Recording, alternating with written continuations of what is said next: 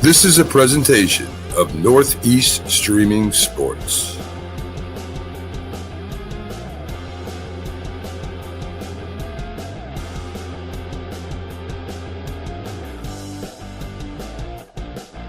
All right, my friends, welcome to the Dr. Sem Yankees Show. Let me turn that music off. This is a super special show because we are going to talk about former Major League Baseball pitcher Mark Littell's final book, and I have the greatest guest ever, former Major Leaguer Ray Burris. But before I bring Ray Burris up on the show, let's make today a great day. And how do you make your day great? You know this already. You look for the good. You look around, you find the good, you appreciate the good. And once you realize that there's goodness, you can't almost help but have a great day. But every now and again, someone says to me, they say, Dr. Sem, there is no good. I can't find any. If that's the case, do good for someone else. Do something nice. And then there's good. And then you can look around at yourself even and appreciate that good. Remember, when we give love and when we give kindness and empathy and understanding, those attributes come back to us in greater amounts than we ever gave. So I am honored. I am thrilled because Ray Burris is with me here today. I grew up a Yankee fan, as everyone knows, still am a Yankee fan. And Ray Burris was a Yankee in 1979. I remember when he became a Yankee. The Yankees acquired him from the Chicago Cubs. And I remember then when he went to the Mets, the rival Mets. But Ray Burris is one of those people you just can't help but like. We talked a little bit before the show. And sometimes you meet somebody and you like make an instant connection. You're like, I could be friends with him. I think he lives in Tampa, Florida. I'm here in New Jersey. So I don't think we have much of a chance to see each other very often. But we have this chance here today. And ladies and gentlemen, here's Ray Burris. Ray, how are you tonight? I'm doing fine, Paul. It's a wonderful day, and it's a good day to be alive. And, you know, I don't participate in too many podcasts, but I'm real honored to be a part of this one because of the time that I had to spend with Mark Littell. Absolutely. So H.R. Ryan, Heather Rose, and I connected through SABR, which is the Society of American Baseball Research, and she talked about how she was working on this book. I had her on and Mark's friend Ethan on a couple of weeks ago, and she was very excited about the book. Here's the cover. We'll put the cover up. Yes. And then, of course, Mark Littell pitched for many, many years in the major leagues, came up with the Royals. He was also on the Cardinals. And, you know, Heather said, you know, what can you do to help get word out about the book? She sent me a copy. Obviously, I've read the copy of it's a great book. It's so much fun. And then I said, well, if you have any friends who you would like to invite to come onto the show. And she said, how would you like Ray Burris to come? I'm like, yeah, of course. That would be awesome. And so we communicated obviously through email and made up this date. And here we are. So why don't you tell us how you, because I don't think you were ever teammates. How'd you become friends with Mark Littell? I became friends with Mark Littell, Paul, through an organization called BEST, B-E-S-T. They're out of Allentown, Pennsylvania, And Billy Staples is the executive director, who I've known since the early 70s because he used to be a clubhouse attendant for the Phillies and the Yankees. So we reconnected in 2006 when I was a member, a pitching coach for the Oneonta Tigers in the New York Penn League, where Tom Brookins was the manager, who was a former Tiger in the Third 84. baseman, I remember. So Billy had taken some students up to Cooperstown, and on his way back, he checked to see who the coaching staff was in Oneonta and found out I was the pitching coach. So he stopped to introduce the kids to me, and I went to my first banquet of Best, which is held every July, the weekend before the Hall of Fame induction ceremonies, and went to that. Monty Irvin was there, and the producer for The View was there. And at that time in my life, I watched The View a lot. So I asked her, I would like to buy me a coffee cup from The View. Well, she sent me a coffee cup. Oh, that's great. So Billy brought Mark Littell into Allentown for the Best event several years prior to him passing. And then I got to interact with him and fellowship with him and stayed in touch with him. And when I went out to Arizona on different events, he would come see me. I'd go out there and do the Cubs fantasy camp in Mesa, and he would come down and we'd break bread together. So we formed a little bond during that time, even though I never played with him or played against him, but I got to know him once we were done playing. And you mentioned in the chapter that you contribute to the book that you saw a lot of similarities between yourself and him as human beings, let alone baseball players. Yes. Mark had a good heart, Paul. Mark had a good heart for people. He had a good heart for himself. And the thing I liked about him is that he was genuine. He wasn't going to try to sugarcoat anything. If you asked him something, he was going to be honest with you, whether you liked it or not. I can appreciate that, because being an athlete, a lot of times you may have been given the wrong information or lied to. And I respected somebody who was going to be honest with me and trustworthy with me. And I carried that over into as a player and a teammate, as well as into coaching. If I'm working with a young man, I'm going to be honest with him. I'm not saying it to pull you down. I'm not saying it to make your day miserable. I'm saying it to let you know, here are the facts. You can change those facts if you're willing to put forth the work in. And Mark was the kind of young man that honored work and embraced hard work. And I could identify with that because being a sharecropper in the state of Oklahoma, I knew what work was when you work in the cotton fields. Oh, 100%. Now, Mark was also a pitching coach. So did you guys ever talk about different pitching strategies or techniques or ways to get your pitchers to work out that would help them? Did you have similar philosophies, or? We had similar philosophies from the standpoint of keeping it simple. Throw strikes. Your job is to put the ball in play early and often. Don't be afraid of pitching to contact. Strikeouts is not what you're about. Putting the ball in play. I'm going to get 3 outs on 5 pitches than to get 3 strikeouts on 25 pitches. So we were definitely in the same era in that ballpark. He was good at attacking. He was good at pitching inside. He was good at keeping the ball down.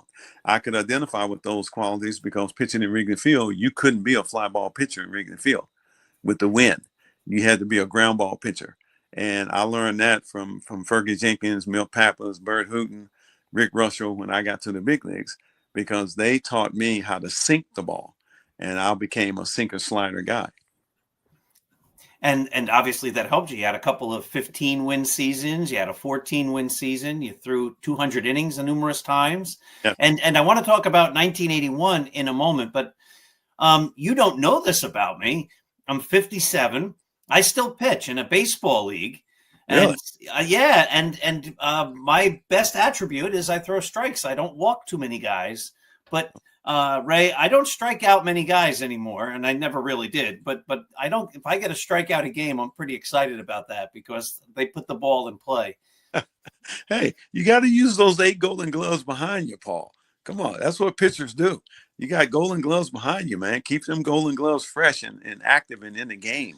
And when you put the ball in play early and often, then that keeps the infielders and outfielders ready. You don't let them get back on their heels. I had a teammate. Fergie Jenkins used to wear a watch in spring training when he pitched in the exhibition game. And I asked him one day, I said, why you wear a watch? He said, I time how fast I can make him hit the ball. And I'm thinking, okay, interesting. So I developed my analytics. I tried to make them hit the ball within the first 3 pitches I threw to them. That kept my infielders ready. It also promoted me well to the umpire because now he's behind the plate. He didn't want to be back there 4 or 5 hours.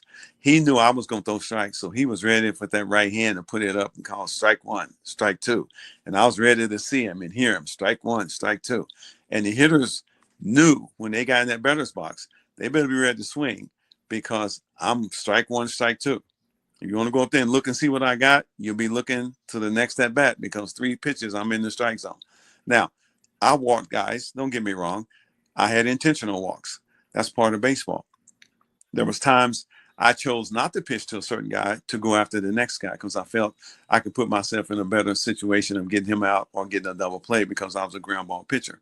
But I was not afraid to throw strikes. And Mark and I shared a lot of those similarities, Paul, from a standpoint of pitching, even though he was a reliever and closer, and I was a starter most of my career, but I did pitch a lot of years out of the bullpen. Of the players you coached, can you name a couple that were your best students? Not necessarily the ones that became the greatest players, but the ones who, or maybe tell us the attributes of those, the kids, the young men who took your advice and really ran with it and became better maybe than they might have been unless without your guidance. Well, I got to coach a lot of players. Dave Parker was one of them in Milwaukee. Awesome. And I got to coach Nolan Ryan in Texas. I got to coach some of my present players, Aaron Nola of the Phillies, Sir Anthony Dominguez, who's now with the Orioles, Ben Brown with the Chicago Cubs, Al Leiter with the Yankees. I had him on the rehab list when I was the rehab pitching coach for the Philadelphia Phillies from 2016 to 2020. So I have a lot of players, Zach Eflin, who's now with the Orioles. I have a lot of players that are still playing that I work with when they were hurt. And I was able to give them some information that they were able to use and stay healthy. Mark and I were complementary from a standpoint of we understood how to throw the ball correctly to stay healthy. Because right now it's about staying healthy. You see a lot of pitchers going down, Paul. You see a lot of pitchers hurt. Garrett Cole is a good example from the Yankees. He's going to have to change some things on his mechanics when he comes back. If he doesn't, he's going to go back down that same road again. 100%. I wonder if there's a way. I was actually pontificating on this a couple of weeks ago that you watch a lot of power pitchers. Nolan Ryan would be an exception because he was a power pitcher, I think, the whole way. But CC Sabathia, I remember Ron Guidry making this transition where they say in the beginning they were just hard throwers. Tom Seaver, I remember doing this. And then they said, I learned how to pitch. Yes. And once they lost their overpowering fastball. And I wonder if one of the great areas where teams could really do better than everybody else, sort of like a Moneyball idea for pitchers, would be to teach their pitchers, their young pitchers who can throw hard, how to pitch and how to be a pitcher rather than a thrower right from the start.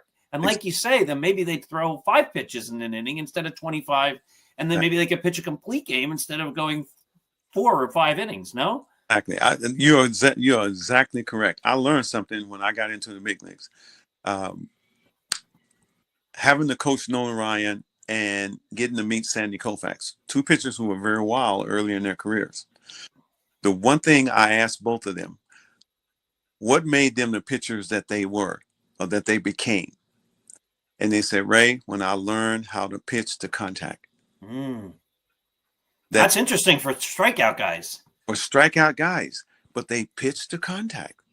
And that's what got them to the Hall of Fame and got them to where they were able to be consistent on a regular basis.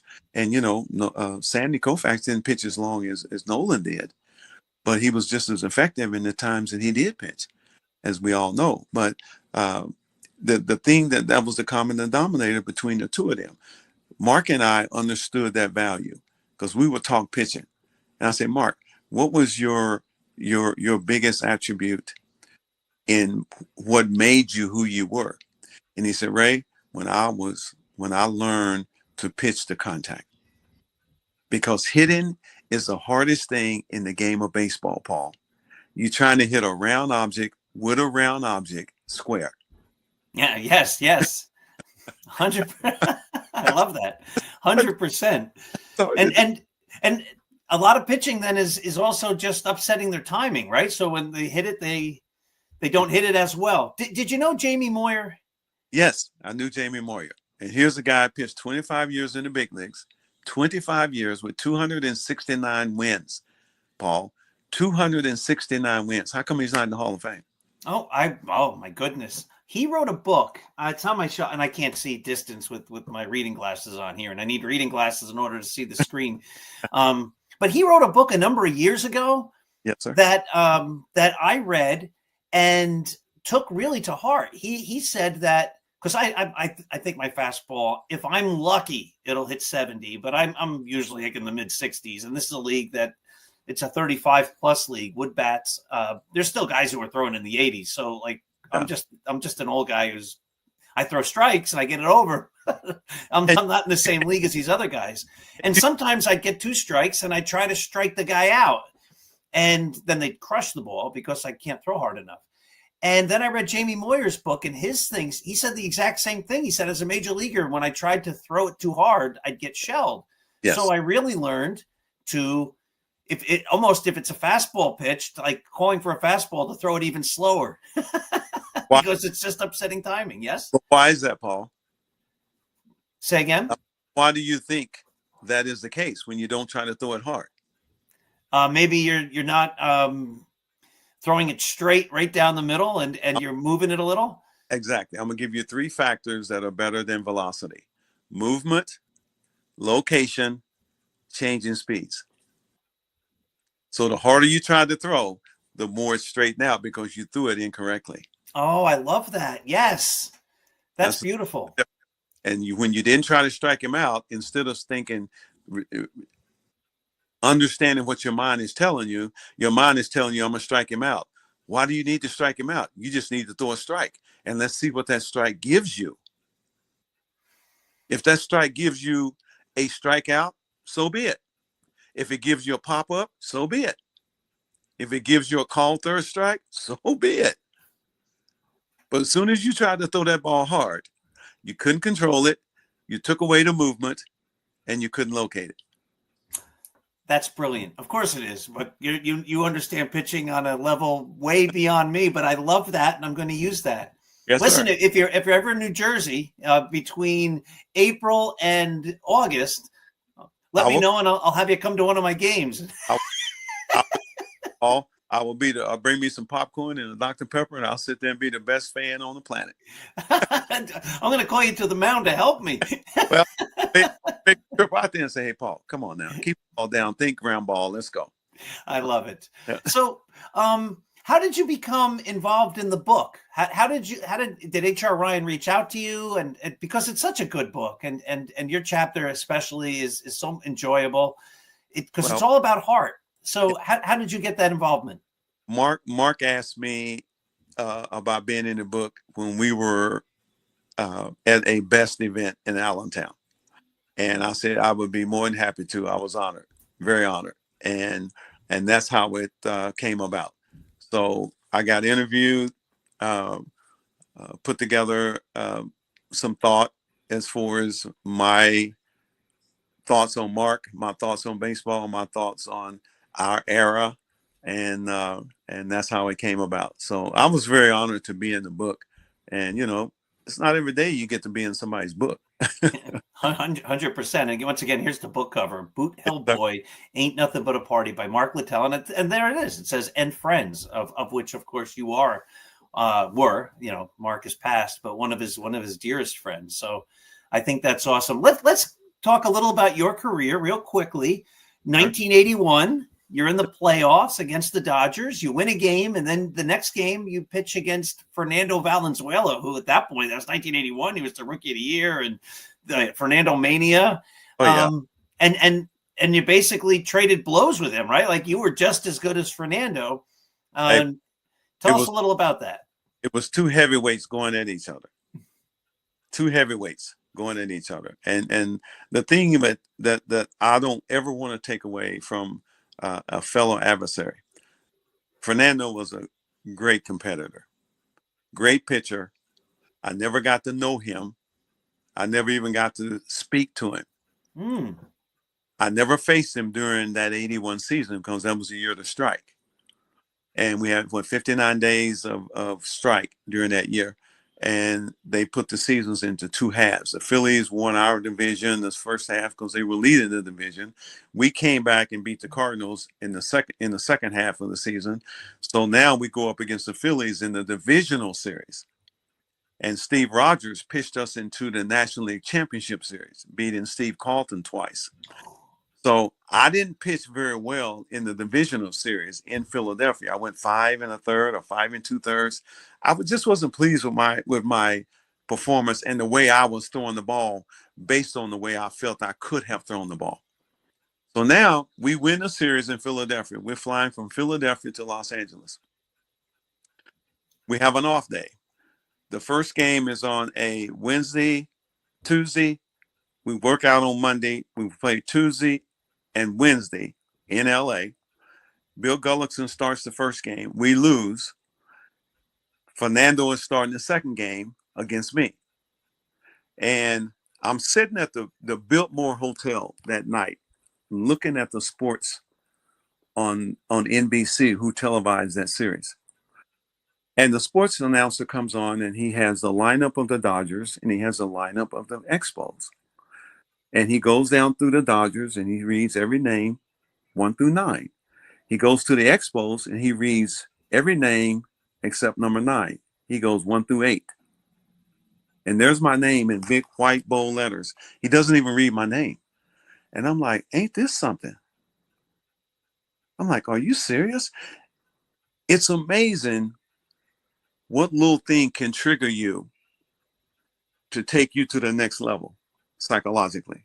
That took me to the next level psychologically. Now, also during that year, I had learned from Dusty Baker that Pedro Guerrero hit a home run for Valenzuela every game he pitched. Now, I'm taking all that information in, Paul. So that Monday, while we're working out, I do a bullpen in the bullpen at Dodger Stadium. And I figured out what I was doing. I wasn't staying on my backside going down the slope. I was going down on my left side, which was speeding my delivery up and throwing my rhythm and timing off. And I corrected that. And I was throwing my slider to both sides of the plate, taking speeds off of it, taking speeds off my changeup, taking speeds off my fastball, and locating and keeping it down. So I go out and I pitch a 5-hitter and win 3-0 to tie the series.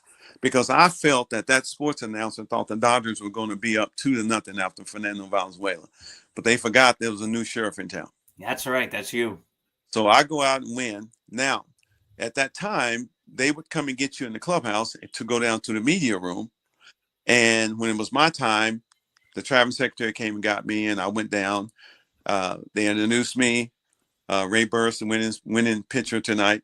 And I got the microphone and I said, ladies and gentlemen, there will be no questions tonight.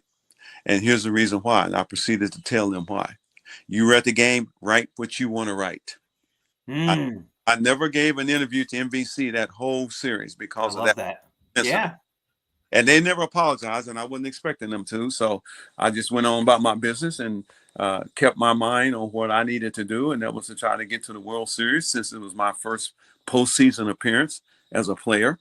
And we fell short on the Rick Monday home run. But that was not off you. Wasn't off me. I went 8 innings in that fifth and deciding game, and Steve Rogers comes in and he gives up the home run to Rick Monday to straightaway center field in the Big O, and we lose 2-1.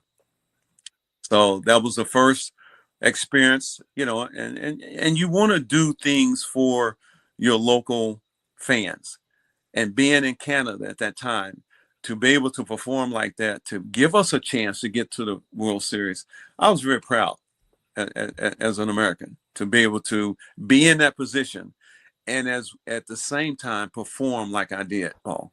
That was very gratifying. It's awesome. That's in the biggest moments you performed as well as the best, right? And that's what it all comes down to.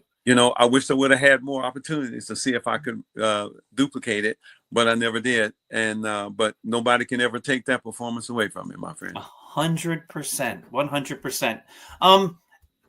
You were a Yankee for a very brief time in 1979. Yes. Just because a lot of people, when they do podcasts, they want to hear all the negative stuff. And I don't want to hear any of that. I always want to hear the good stuff. So I was 11 years old in 1979 and you were a Yankee. So you were a god, like Ray Burris. Look, he's a Yankee. Where's the pinstripes and all that? So just tell me your favorite Yankee experience. What was the best part of being a Yankee? The best part of being a Yankee for me was whenever there was, say I was on the post-game or pre-game show, whatever that player or whatever they gave me for being on that show, everybody on that team got that gift. Oh, really? So if it was a post-game show, you got the gift for the post-game show. If it was a pre-game show, you got the same gift as that interview that player had for the pre-game show.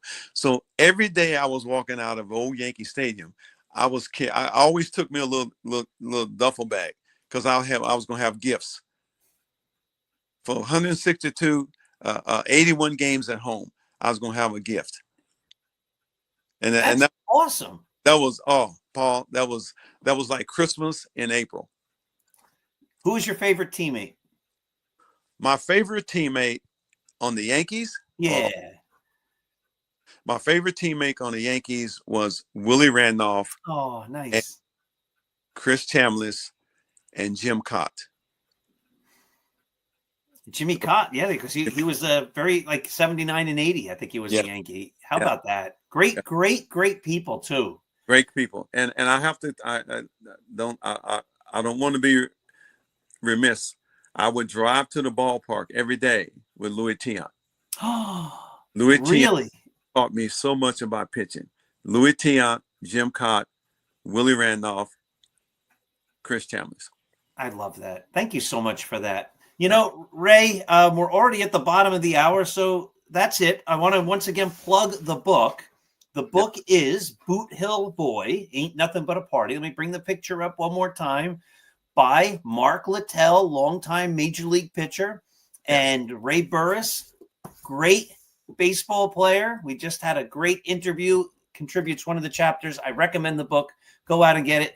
Thank you so much for being here. And like I said at the beginning, there's just some people who have big hearts, and you talk to them for like a minute and you say, like, you're a great human being. You just feel it. You just feel your kindness and your empathy. I felt it in the emails that we traded back and forth. So I just want to thank you for just being a great person and for doing this and helping Mark Littell's memory and being part of this. So thank you so much. Well, thank you, Paul. And to all of the listeners out there, get that book. It's a real good book. You really get a lot of detail and insights to who this young man was and what he stood for, and some of the stories that are in the book, and what kind of hearts was in that book. And I think that's very, very refreshing in more ways than one. 100%. Thank you so much, Paul. Thank you. Have a great day. And to everybody who's watching, also have a great day. Thank you for everybody. If you need me to look at your delivery. All right. Yes, I want you to. Thank you so much. All right, man. Bye-bye. Bye-bye.